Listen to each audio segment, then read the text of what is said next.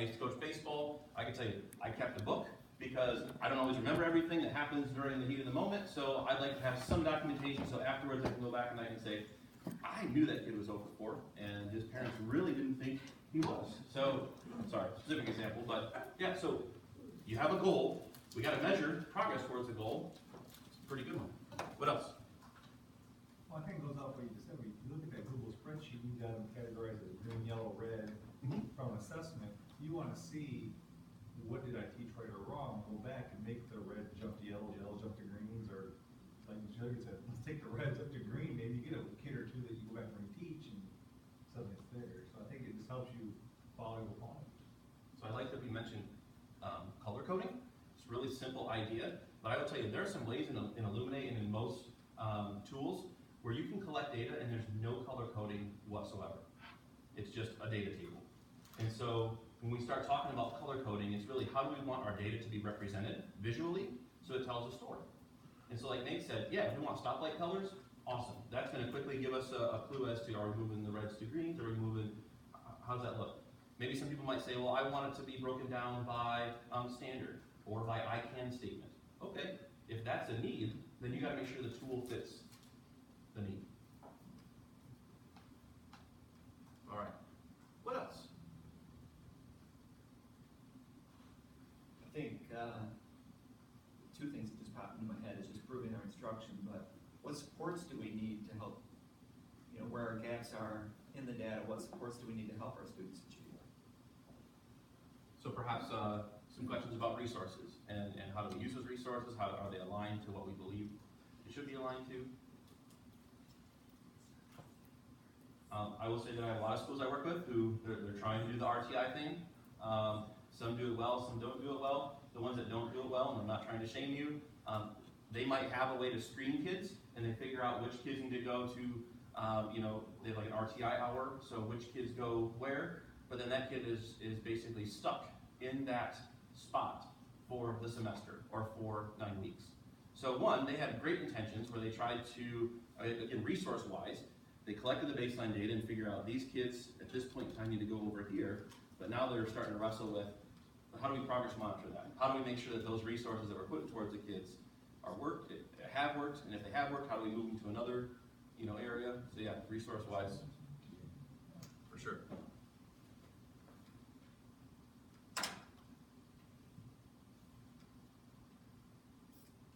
All right. I can tell you in Calhoun, at least from the ISD perspective, the why for us is we need to show that what we do makes a difference. And so I know Kelly stepped out, and I'd say it if she was here or not, but it's recorded, so this is documented.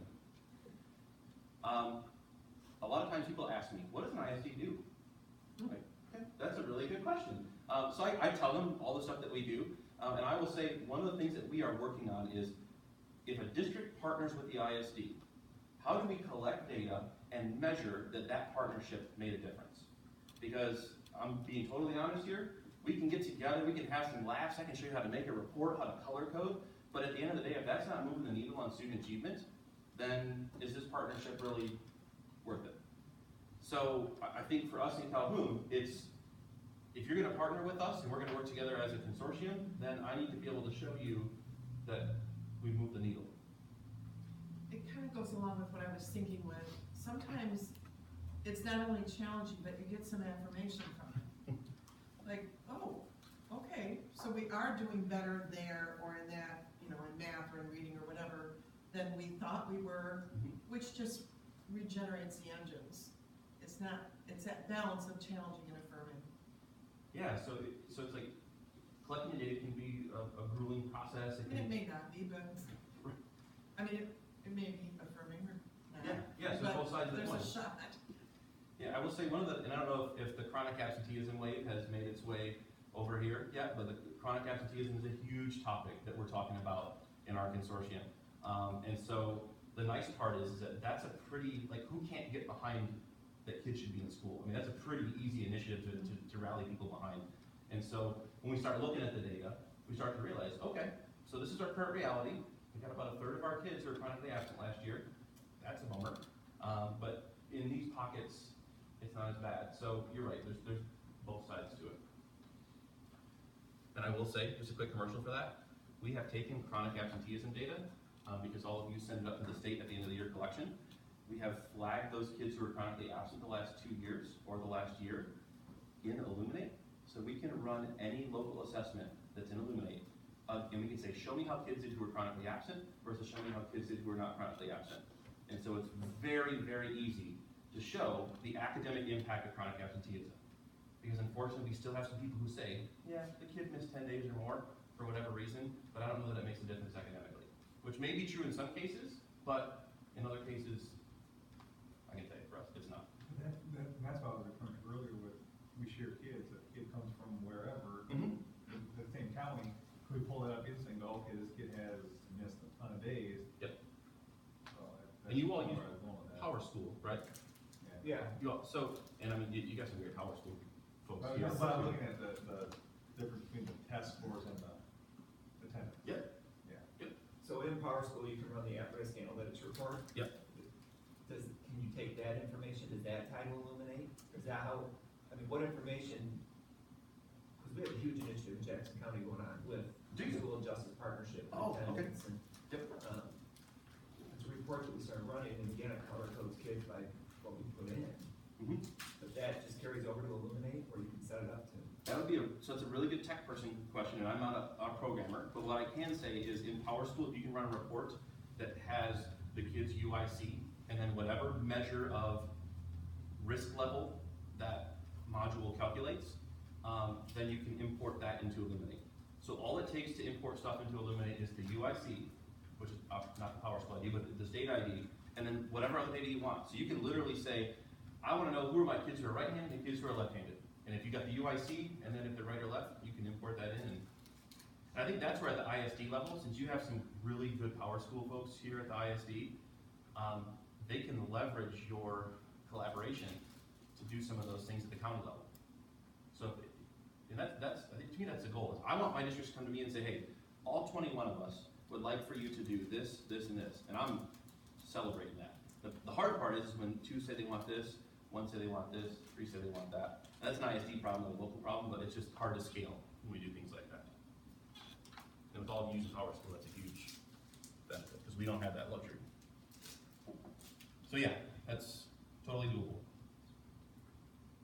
All right, so moving into the tool area. This is a super simple question, but one that I always overlook. I had to do a quick Google search of what your guys' Illuminate URL is, and there it is, jcisd.illuminated.com. I cannot log into it, so if nobody's asked me yet, hey, what's my Illuminate password? Because I don't know, I don't have access to your guys' stuff over here. I just have Berry Branch and Kelvin. One piece, and who said it? Somebody over here said they may not know that this is a link on our school webpage. Me. All right, that's a pretty key part. I would encourage you, to put this link, if this is a tool that you would like staff to use, put it on your website. Maybe our ISD could do that too, because they still have data director on it. Did you notice that? Anyone? We have a person that helps us in our district with that too, So do the ISDs manage all your guys' websites? No, but on the ISD website, like where we used to go to get data director, Yes. and it's Oh, still that's a quick says win. data director. Yeah, that's a quick one. Kelly, run the tape back on that. We'll capture it. People really can't Okay. get into it. So just a quick thing to think about, at the ISD level, I'm sure that Kelly can take that back to Shannon and his crew to update that on the ISD's website, and then wherever your staff go, if you got a staff resource page locally, it's a good idea to kind of toss that up there. Down the road, if your district chooses to do online testing, you want kids to go into Illuminate and take the test online, which I would highly encourage, especially if you're doing M-STEP online, then you got another question, which is the link the kids use, because the kids don't use this same link. It's a little bit different. So where do we put that? And I'm assuming that within your district you have a student resource page, perhaps, that you could put that link on. And if not, might be something to think about. All right?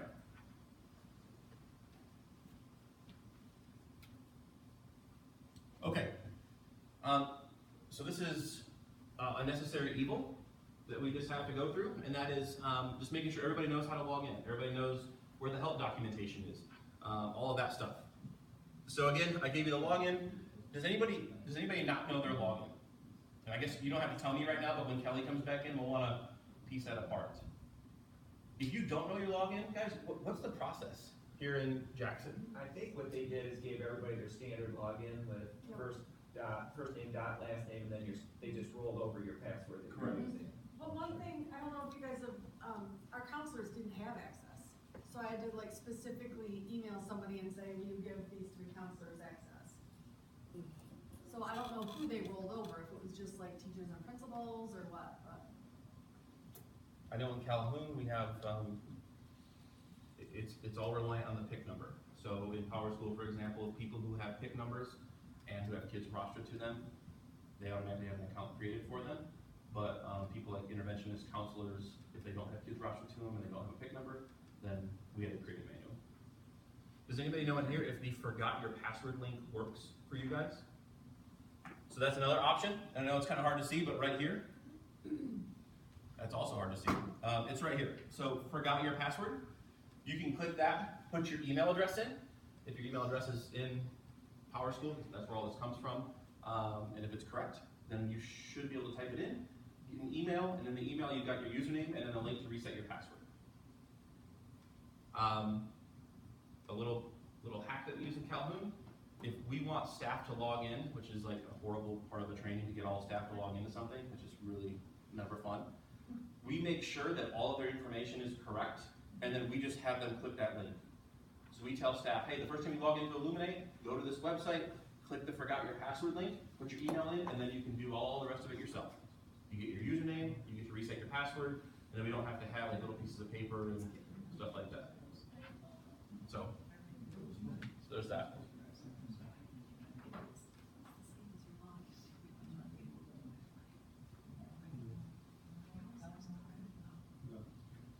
All right, so that's a quick little look at logging in, using the forgot your password link.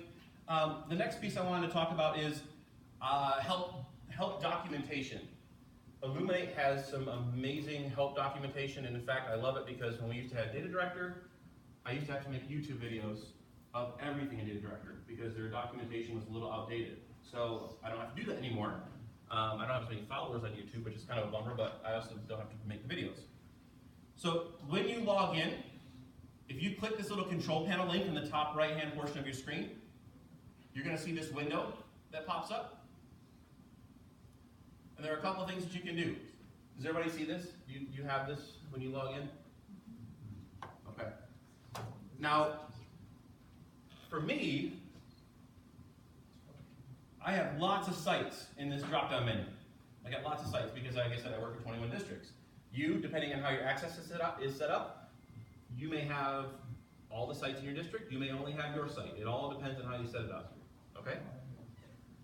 So I just want to kind of point that out. I'm going to skip that one. Here's the next piece. Whoops. Come back.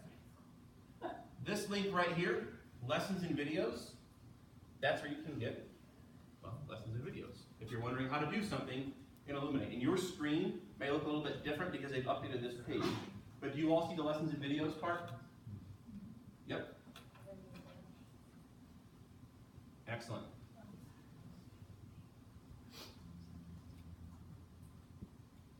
So once you click lessons and videos, it's going to take you to a screen that looks like this. These are the 3 parts to Illuminate. They've got an SIS, they've got a special ed module, and they've got a data warehouse. In Calhoun, we use the special ed and the data warehouse. You guys only use data and assessment. So we can click right on data and assessment. That's if you click on lessons and videos. Yep, should be. Mine is different. Yours is different. Does it take you to a screen where you can search for a topic? It says we're here to help. Yep. Oh, okay, I need to update this. I apologize. So let's do this. Thank you. Control panel, lessons and videos. Yeah, I need to update this. So here it's like Google. You can basically search. So if I'm wondering, how can I show student growth with Illuminate? I can search for student growth, and I'm not going to say they're great results, but there's a whole bunch of stuff that comes up with student growth. So, let's say